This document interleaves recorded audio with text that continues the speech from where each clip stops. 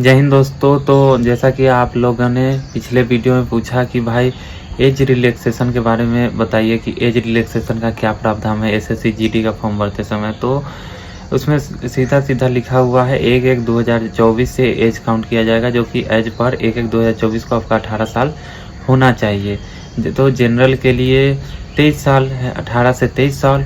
और जैसा कि ओबीसी है, ओबीसी में 3 साल का छूट का प्रावधान किया गया है, जो कि कास्ट सर्टिफिकेट अवेल करने के बाद होगा, जो कि आप प्रिस्क्राइब फॉर्मेट में बनवा सकते हो अपने अंचल में या तहसील में जा कर के, उसके बाद अपने ज़िला में।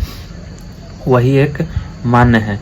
अदरवाइज आपको अगर डीवी के समय आपको अगर कास्ट सर्टिफिकेट में रिजेक्ट किया जाता है तो आप जनरल के तहत आ जाएंगे, जो कि 18 से 23 साल है। अगर बात किया जाए SC ST की, तो SC का भी 5 साल का छूट दिया गया है, जो कि कास्ट सर्टिफिकेट अवेल करने के बाद ही उसका प्रावधान किया गया है। 5 साल को आपको छूट दिया जाए, यानी SC ST की बात करें तो 28 साल उसका एज प्रावधान है। उसमें नोटिफिकेशन में दिया गया होगा कि एज नॉट लेस देन 2/1/2001 और नॉट ग्रेटर देन 1/1/2006। तो आप पढ़ सकते हो नोटिफिकेशन पे पेज में साफ साफ लिखा गया है कि इस एज के बच्चे ही भर सकते हैं, जो कि एक सामान्य दिया जाता है वो जनरल कैटेगरी के दिया जाता है। ऐसा नहीं दिया जाता है कि हाँ इतना से इतना SC का, इतना से इतना डेट ऑफ बर्थ के बीच ST ST का, ऐसा कुछ नहीं है।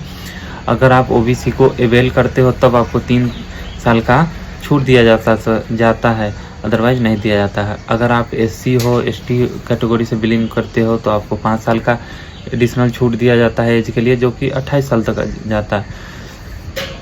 तो आप अपना प्रिस्क्राइब फॉर्मेट में अच्छे से पहले कास्ट सर्टिफिकेट बनवाओ, फिर फॉर्म डालो। अभी समय है तो समय रहते बनवा लो। प्रिस्क्राइब फॉर्मेट में होना बहुत ही ज़रूरी है, जो कि एक सेंट्रल गवर्नमेंट के प्रिस्क्राइब फॉर्मेट आता है, जो आप देख सकते हो कि किस प्रकार का है।